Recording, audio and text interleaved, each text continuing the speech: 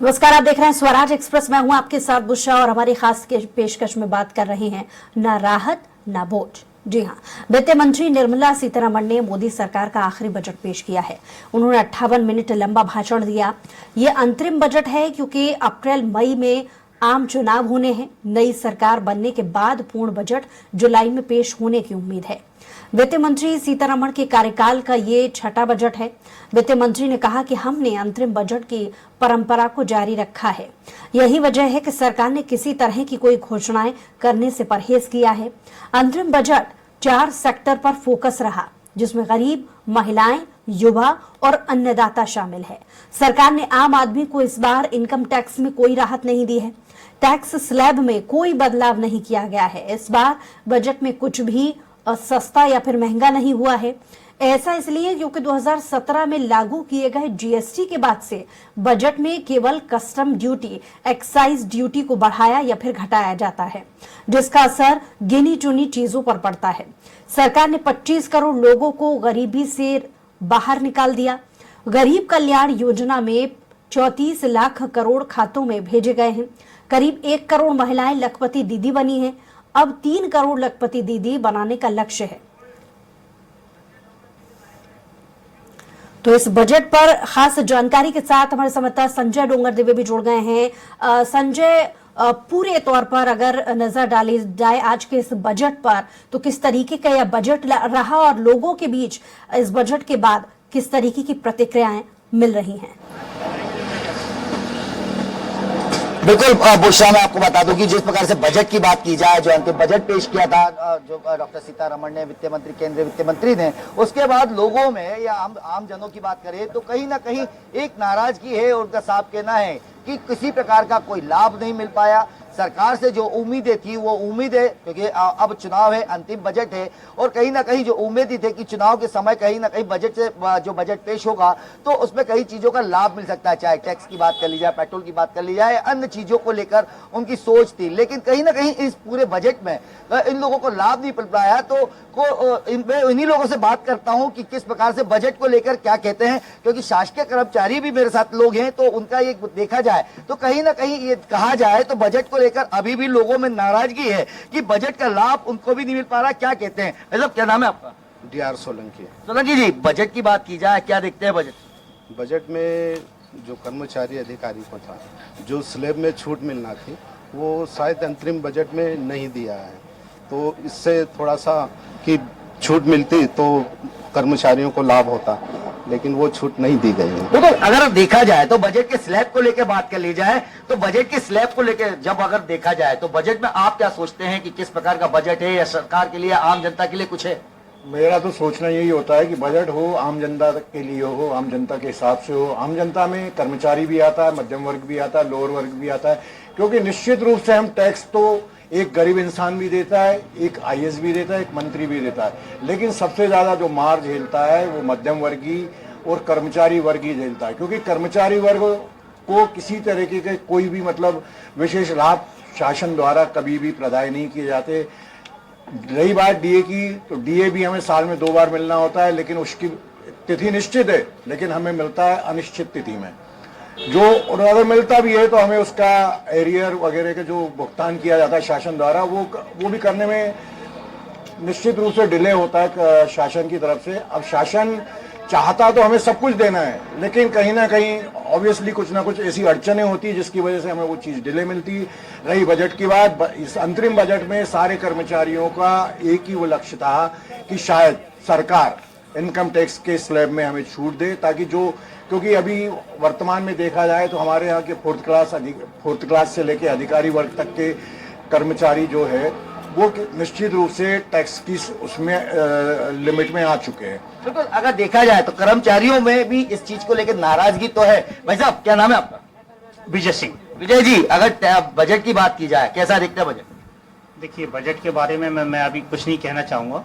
मैं शासन से यही अपेक्षा करता हूं कि शासन के द्वारा शासकीय कर्मचारियों को प्रमोशन दिया जाए और समय पर डीए दिए जाए। Thank you. मतलब केंद्रीय बजट की अगर हम बात करी जाए बुशरा, तो कहीं ना कहीं कर्मचारियों में नाराजगी तो है। खुशी, हम आम आदमी की भी बात करें तो आम आदमी में भी इसको लेकर खुशी नहीं है, क्योंकि बजट जिस प्रकार से देखा गया, किसी प्रकार की जो लोगों को एक उम्मीद थी कि इस पे कुछ तो फायदा मिलेगा, क्योंकि साल अब जल्द ही लोकसभा चुनाव भी है और केंद्र का अंतिम बजट था, लेकिन इस प्रकार का यहाँ पे कुछ नहीं है, जिससे आम जनता में भी खुशी की लहर तो बिल्कुल नहीं है।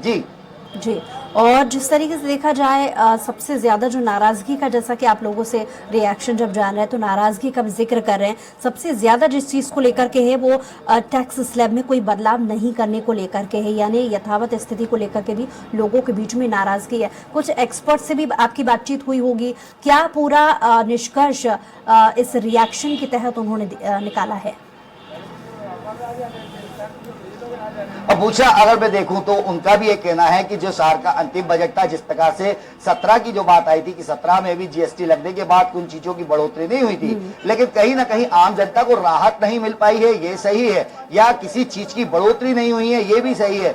जिस प्रकार से केंद्र सरकार की बात आ रही है कि केंद्र सरकार की जो योजना है वो कहीं ना कहीं आम लोगों के लिए फायदेमंद हो, इसीलिए इस बजट में भी, क्योंकि जो आमदनी है उसको भी ध्यान में रखते हुए इस प्रकार का बजट पेश किया गया है। अगर यही बात मैं किसी से जानकारी से बात करूं तो मैं उन्हीं से पूछता हूं कि वो क्या सोचते हैं। भाई साहब, किसी भी चीज में बढ़ोतरी नहीं होना, आप क्या समझते हैं? बजट को किस रूप में देखते हैं? क्या सही है या क्या होना चाहिए?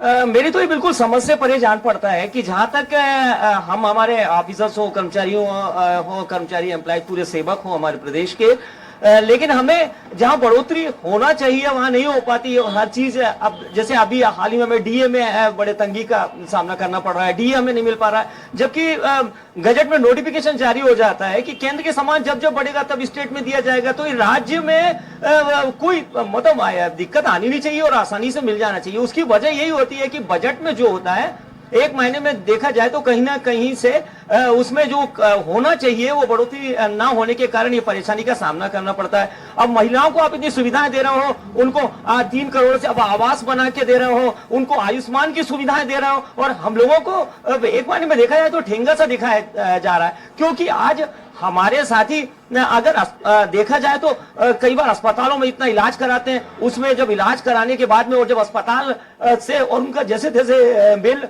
अगर जाता भी है स्वास्थ्य संचालनालय में जाता है तो वहां से वो रिटर्न हो जाता है, वापस कर देते हैं कि साहब वो आपने जो सबमिट किया था, अगर मान के चलिए कोई दिवंगत भी हो गया तो और उसने अगर अपना बिल सबमिट कर दिया तो मालूम चला कि उसका मान के चलिए 5 लाख का खर्चा हुआ और अपने जेब से बहन किया उसने। जब वो अस्पताल में जाया उसने अपना सबमिट कर दिया। स्वास्थ्य को लेकर भी बजट में कुछ ऐसा नहीं दिया, स्वास्थ्य में भी कुछ नहीं किया गया। देखा जाए तो बस अब आवास बना देने से हमारी बहन बेटियों को, हमारी माओ को, उनको सुविधा देने से क्या हम लोग खुश होंगे? क्या हम लोग सेवक नहीं है, उनके नहीं है क्या? ऐसा क्यों? क्या हमारा क्या हम उसमें अपने मताधिकार का प्रयोग नहीं करते? हमारा वोट बैंक नहीं रहता है क्या? हमें क्यों ऐसा ठगा सा महसूस किया जाता है? हमें ये दुख देखा जाए बुशरा तो कहीं ना कहीं दुख तो है कि बजट में जिस प्रकार की जो सोच रखी थी या मांग रखी जाए, जो दिया गया है वो कहीं ना कहीं मध्य वर्गीयों के लिए भी आज भी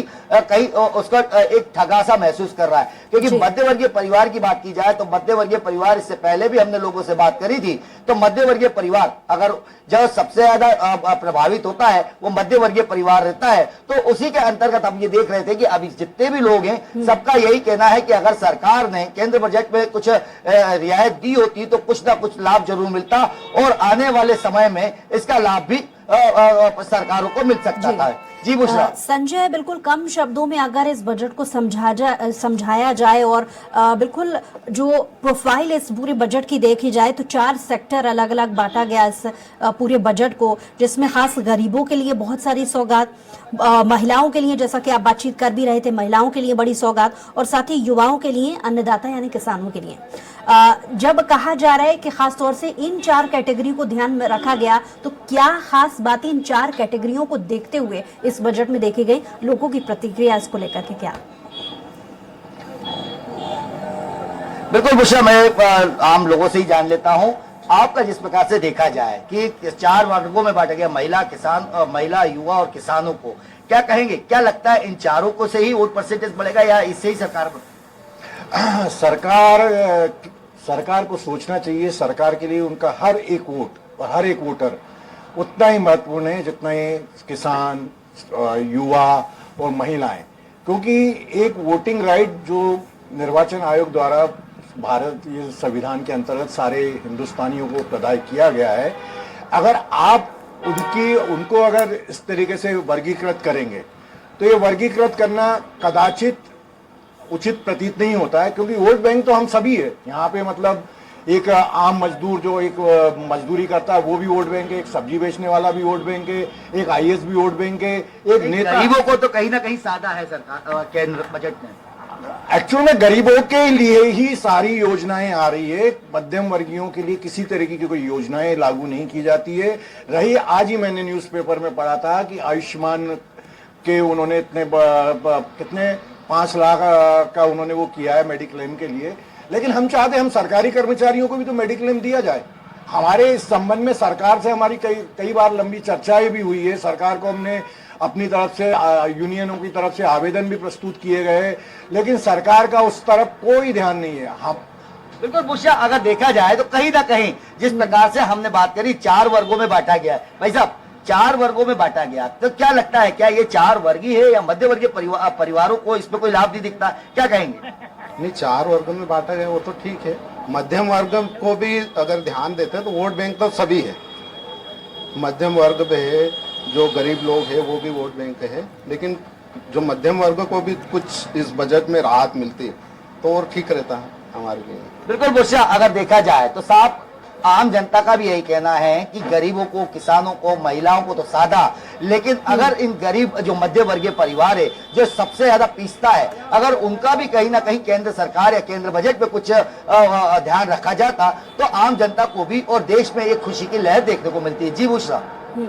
क्योंकि ओवरऑल इस पूरे बजट को लेकर के हम विश्लेषण कर रहे हैं और लोगों की प्रतिक्रिया जानने के बाद में ये हम जानने की कोशिश कर रहे हैं कि आखिर ये बजट कैसा रहा। हम चाहेंगे कि बहुत सारी भीड़ में आप क्योंकि मौजूद हैं संजय, हम चाहेंगे कि हर वर्ग के व्यक्ति से आप जानने की कोशिश करें कि आखिर उनके लिए ये बजट कितना लाभकारी या इस बजट से उनकी खासी उम्मीदें वो पूरी नहीं हुई। जो भी उनके रिएक्शन है वो जानने की और कोशिश कीजिए।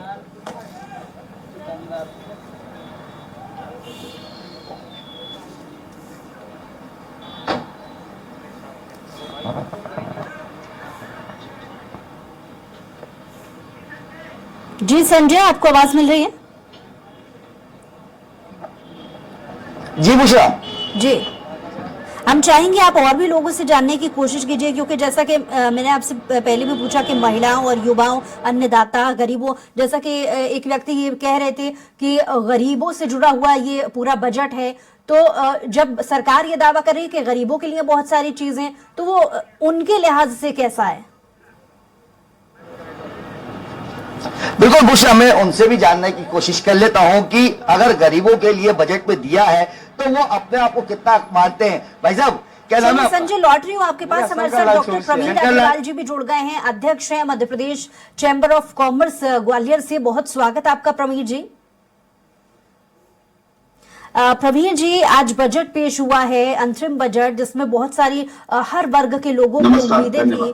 आपके लिहाज से बतौर बिजनेस सेक्टर देख लिया जाए या दूसरी और कैटेगरी में देखा जाए, इस बजट को आप कैसे देखेंगे?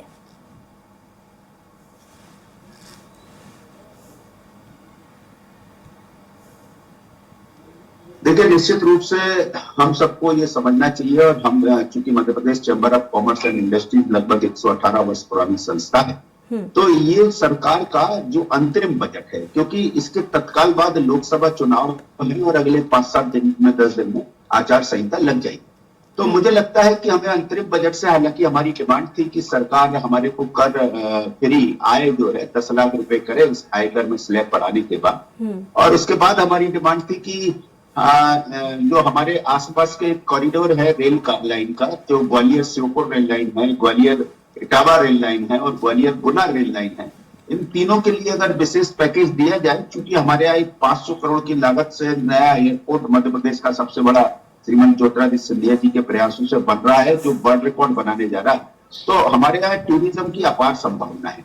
और जब अपार संभावना है तो अगर ये तीनों कॉरिडोर को जोड़ दिया जाए तो ग्वालियर आर्थिक नगरी के रूप में भारत के नक्शे पर स्थापित अपनी जगह स्थापित कर सकता है। लेकिन इस बजट को मैंने जितना अभी तक देखा है, क्योंकि इस बजट के बारे में पूरी प्रतिक्रिया जानने के लिए तो तकनीकी लोगों के साथ 1 दिन 2 दिन बिताना पड़ेगा, जो काम हम शीघ्र करेंगे और उसको पूरी विस्तार से भी प्रतिक्रिया देंगे। लेकिन अभी जो मैं फौरी तौर पर कह सकता हूं कि जो टैक्स प्रोसेसिंग की अवधि 93 दिन से घटाकर 10 दिन की है, मुझे लगता है कि ये स्वागत योग्य होना चाहिए, क्योंकि हमारे को जो भी 3 महीने बाद किसी चीज का मालूम पड़ता था, अगर कोई हमारी कमी है तो 10 दिन के अंदर हमारे सामने आ जाएगी। डायरेक्ट इनडायरेक्ट टैक्सों में कोई बदलाव नहीं किया गया है, ये भी ठीक बात है। और स्टार्टअप के लिए टैक्स के छूट का दायरा बढ़ाया गया। अब इस सोच के पीछे मैं ये समझता हूं कि स्टार्टअप के लिए जब टैक्स का दायरा बढ़ाया गया है तो निश्चित रूप से हमारे नए युवा उद्यमी जो उद्यम के क्षेत्र में अपना कीर्तिमान स्थापित करना चाहते हैं, उनके लिए ये फायदेमंद होगा। और जब वो रोजगार करेंगे तो दूसरों को रोजगार भी दे पाएंगे। सॉवरेन फंड्स के लिए टैक्स छूट बढ़ाई गई है। इसके बाद एक बहुत अच्छा निर्णय जो लिया है कि फाइनेंस वित्तीय वर्ष 2010 से लेकर वित्तीय वर्ष 2015 तक जितने विवाद आयकर या दूसरे कर से संबंधित विवाद सरकार के कार्यालयों में विभिन्न कार्यालयों में लंबित है, उन सबको वापस समाप्त किया गया है। तो ये एक व्यापारी और उद्योगपतियों को लाभ देने वाला है। इसके साथ ही हमारी जो आशा थी कि ये इसका 10 लाख रुपए हो और 3 करोड़ यानी अगर इसे समझा जाए कि ऐसे बहुत सारे सेक्टर्स हैं जिन पर काम करने को लेकर के इस बजट में बहुत कुछ छूट गया। मैं लौट रही हूँ आपके पास। आदित्य मनिया जी भी हमारे साथ मौजूद हैं, अर्थशास्त्री हैं, भोपाल से जुड़ गए हैं। बहुत स्वागत आपका आदित्य जी। आदित्य जी बहुत स्वागत है आपका। आदित्य जी आपको आवाज मिल रही है? आपकी आवाज आ रही है जी आदित्य जी, क्योंकि आप अर्थशास्त्री हैं, इकोनॉमिक्स की आपको बहुत अच्छी जानकारी है, बतौर इकोनॉमिकली इस बजट को समझ लिया जाए तो क्या खास अच्छी बातें देश के लिए रही?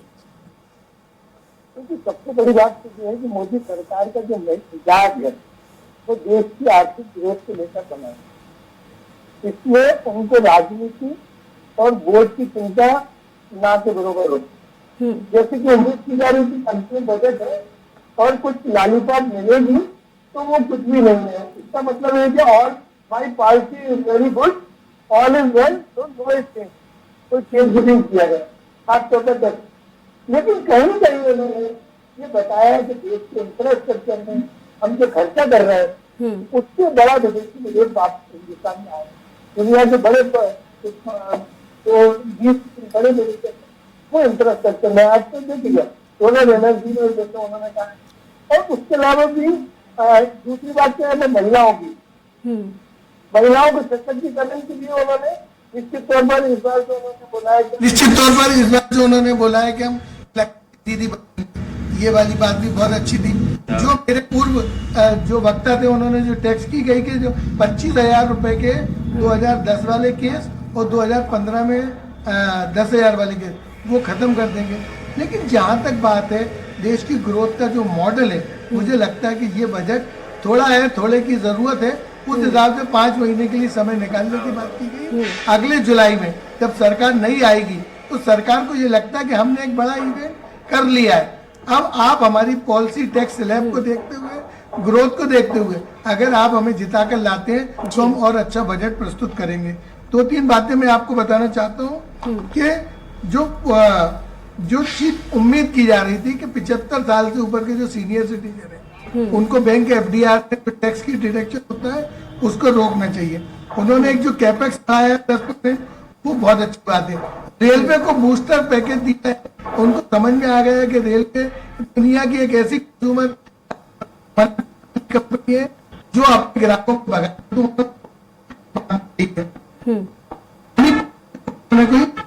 नहीं है। दुनिया में जो टूरिस्ट है उन्होंने धार्मिक टूरिज्म को बढ़ावा दिया है। दूसरा जो है इससे मध्य प्रदेश को भी फायदा हो। मध्य प्रदेश में जो धार्मिक टूरिज्म है और मध्य प्रदेश में भी जो अदर टूरिज्म है उनको जो ब्याज में ग्रोथ मिलेगा उससे मध्य प्रदेश को फायदा होगा। एक उन्होंने बात कही है सोलर एनर्जी में, सोलर एनर्जी में भी मध्य प्रदेश को कुछ मिलेगा।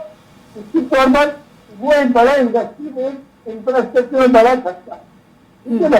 और सबसे बड़ी बात इसको बाजार में जिसके बिना भी लगता है कि उन्होंने डिजिटल सर्टिफिकेट को कम करने की बात करी गई है, बात करी गई है जी। सरकार ने एक जो नई बच्चियों को 9 से 14 साल की बच्ची हैं उनको सर्वाइकल कैंसर के लिए वैक्सीन की बात की गई है, एक अच्छी बात। कुल मिलाकर ये सराहनीय बजट है और इसमें कोई पॉपुलर वाली बात नहीं है। जो मैंने पहले कहा ना कि मोदी सरकार को जो देश की ग्रोथ लगता है, उन्हें पॉपुलर बजट में कुछ भी ऐसा नहीं दिया। उन्होंने ये बोला है कि हम ग्रोथ कर रहे हैं, आप हमारी ग्रोथ को देख के हमको दोबारा लाने का आपको प्रयत्न करना आदित्य जी, चाहिए। अगर क्योंकि हम आपने लेके थोड़ी हम देर आते हैं पहले तो हम देश को एक नई राह पर लखपति ले जाएंगे। पॉलिसी को लेकर के जिक्र किया है कि देश में कितना योगदान ये पॉलिसी आगे कर सकती है। मैं उसी चीज पर आऊंगी कि क्योंकि 10 लाख ऐसे भी लोग हैं जिन्हें गरीबी रेखा से हटाने का निर्णय भी सरकार ने इस योजना के तहत लिया है, क्योंकि जाहिर है जब उन्हें लखपति कर दिया जाएगा तो गरीबी रेखा से उन्हें हटाया जाएगा। तो क्या देश में इसका असर पड़ने वाला है? इकोनॉमिकली अगर हम समझे आपके शब्दों में तो इसे किस तरीके से देखेंगे? देखिए, इकोनॉमिकली अगर ये देश में इनडायरेक्ट टैक्स बहुत तेजी से बढ़ा जी। सरकार के पास रेवेन्यू में इनडायरेक्ट टैक्स जो है वो आ रहा है और 140 करोड़ जनता में से 69% जनता इनडायरेक्ट टैक्स में भाग ले रही है। तो सरकार के पास जो इकोनॉमिकली रेवेन्यू सोर्सेज है वो वहां से अच्छे आ रहे हैं। एक मैं इंडिविजुअल टैक्स में आपको बताना चाहता हूँ कि 29% इंडिविजुअल कलेक्शन टैक्स बढ़ा है और 20% कारपोरेट टैक्स बढ़ा है। तो सरकार के पास रेवेन्यू तो आ रहा है, सरकार के पास रेवेन्यू आ रहा है। तो जो निचले स्तर के लोग हैं, जो मध्यम वर्ग के लोग हैं, मध्यम में लोअर वर्ग के लोग हैं, और सरकार जो हाउसिंग फॉर ऑल लेकर आ रही है, इन सब चीजों में खर्चा करने से देश की इकोनॉमी पे बहुत ज्यादा फर्क पड़ेगा। हम ग्रोथ जो 2047 की बात कर रहे हैं, 2040 से विकसित भारत की बात कर रहे हैं, ये जब जमीन से लोग उठेंगे तब काम होगा। जो उन्होंने हाउसिंग पर अभी जो नए मकान की बात की है, तो आपको बता दूं यानी बहुत सारी सबसे ज्यादा रोजगार जो है इंफ्रास्ट्रक्चर सेक्टर में, जो हाउसिंग सेक्टर में थोड़ा है, सबसे ज्यादा थोड़ी की रोजगार जरूरत है। प्रमीर जी के पास लौटूंगी मैं। प्रमीर जी, जरूरत है। हमारी पॉलिसी बहुत खूबसूरत है। आ रही हूँ, लौट रही आदित्य जी आपके पास। प्रमीर जी के पास वापस चलेंगे। प्रमीर जी, आपने सुना होगा आदित्य जी को, वो बहुत अच्छे शब्दों में उन्होंने समझाया, थोड़ा है, थोड़े की जरूरत है, ऐसा ही कुछ आप भी जिक्र कर रहे थे। लेकिन इस चीज को भी समझना चाहेंगे, पिछले बजट को जब हमने देखा था, जीएसटी जैसी पॉलिसी, क्योंकि लोगों को उम्मीदें थी कि ठीक है, पिछले बार बहुत सारी चीजों पर जब दाम बढ़ा दिए गए थे, लोगों को उम्मीदें थी कि इस बार बढ़ाना तो नहीं, कम से कम कर दीजिए। अगर इस लिहाज से हमें और सेक्टर्स की तरफ अगर रुख करें, चाहे क्योंकि एजुकेशन लेवल में लोगों को पढ़ाने की भी आवश्यकता होती है, खाने की भी आवश्यकता होती है, इस लिहाज से अगर हम इकोनॉमिकली समझे, लोगों की जरूरतों और परेशानियों को देखते हुए, तो ये बजट कैसा है?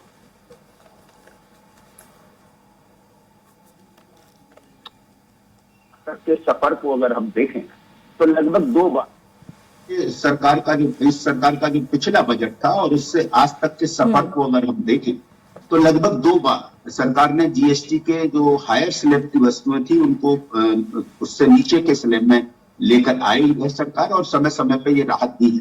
जीएसटी के अंदर विभिन्न समय पे संशोधन होते रहे हैं और अभी तक संशोधन चल रहे हैं और ये निरंतर चलने वाली प्रक्रिया है, क्योंकि निश्चित रूप से आज की जीएसटी एक साधारण व्यापारी के लिए बहुत जटिल है।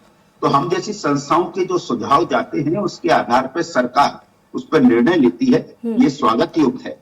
लेकिन एक खुशी की बात मैं और आपको बताना चाहूंगा कि 30 करोड़ मुद्रा लोन उन्होंने महिलाओं के लिए दिए हैं इस बजट में। अब 30 करोड़ मुद्रा लोन लेकर अगर महिलाएं अपना रोजगार, स्वरोजगार, इंडस्ट्री स्थापित करेंगी तो एक देश की आधी आबादी जो इंडस्ट्रियल या बिजनेस ग्रोथ में उतना उसका योगदान नहीं हो पाता है, मुझे लगता है उसको बराबरी पर लाने का, खड़ा करने का ये कार्य ये सरकार करेगी। ये सोच इस सरकार की है, तो मैं इसके लिए सरकार को बधाई भी देता हूं और पुनः इस बात को कहता हूं कि ये अंतरिम बजट था और इस अंतरिम बजट के बाद तत्काल आचार संहिता लगनी है, तो हो सकता है सरकार लोक लुभावनी घोषणाओं से बची हो, लेकिन नई सरकार आने के बाद जो पूरक बजट होगा इसमें इन सब बातों को लिपिबद्ध करके और प्रमुखता से सरकार के सामने उचित माध्यम से, अपने जनप्रतिनिधियों के माध्यम से, और हम जैसे ग्वालियर वासियों के लिए श्रीमती ज्योतिरादित्य सिंधिया जी जैसा एक बड़ा माध्यम हमारे पास है जो केंद्र सरकार तक हम अपनी बात पहुंचा सकते हैं, जरूर पहुंचे।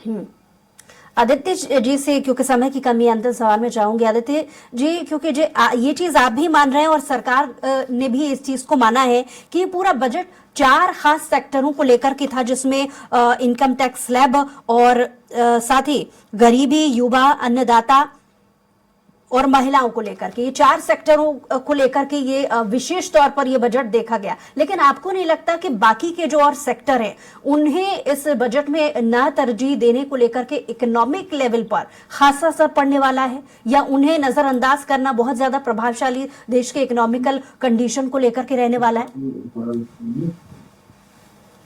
नहीं, मुझे नहीं लगता कि वो उनको नजरअंदाज किया गया है। देखिए, कोई भी सरकार होती है वो अंतरिम बजट में बहुत ज्यादा, हालांकि 2019 में अंतरिम बजट में ऐसा हुआ था कि कुछ पॉलिसी चेंज की गई थी, लेकिन मैं समझता हूँ सरकार की जो रिफॉर्म है ग्रोथ को लेकर काफी नम, उस सरकार के जो रिफॉर्म की प्रोसेस जो चालू है, जो पिछले बजट से चालू हुई है, वो लगातार चल रही हो, उसको उन्होंने इस बजट में किसी भी पुरानी पॉलिसी को किया। तो जो किसान के लिए, जो महिलाओं के लिए और जो युवाओं के लिए जो चालू पॉलिसी है वो लगातार चालू है, उनमें किसी प्रकार की रोक नहीं लगाई है। तो इसको अपन इस बजट में नजरअंदाज कीजिएगा, क्योंकि बजट एक ऐसी चीज कि हर आदमी को एक एक्सपेक्टेशन होता है कि मेरे वर्ग को कुछ ना कुछ मिलेगा। बिल्कुल। लेकिन अंतरिम बजट में चुनावी बजट दे दे, मोदी सरकार के मिजाज के विरुद्ध है, इसलिए नहीं मिला। मैं आपसे कहना चाहता हूं कि इंश्योरेंस और ऑल, ये भी एक चीज है। मैंने माननीय वित्त मंत्री जी को लिखा था, माननीय प्रधानमंत्री जी को लिखा था कि जो आपका टैक्स पेयर वर्ग है वो आपको टैक्स देता है, जिससे आप हिंदुस्तान की दूसरी जगह आप सब्सिडी देते खर्चा, उसके लिए आपने क्या किया? मैंने किया था कि आप ग्रीन मेडिकल इंश्योरेंस किस स्टेप के हिसाब से दीजिएगा। जी चलिए आदित्य जी, क्योंकि समय का अभाव है इसलिए इस चर्चा को आगे नहीं ले जाया जा सकता। बहरहाल आपका बहुत शुक्रिया हमारे साथ जुड़ने के लिए आदित्य जी, और साथ ही प्रमीर जी आपका भी बहुत शुक्रिया हमारे साथ जुड़ने के लिए। संजय आपका भी बहुत शुक्रिया तमाम लोगों से बातचीत कर वो रिएक्शंस हम तक पहुंचाने के लिए कि आखिर बजट उनकी नजर में कैसा रहा। बहरहाल हमारी खास पेशकश में इतना ही, कुछ और खबरों के लिए देखते रहिए स्वराज एक्सप्रेस।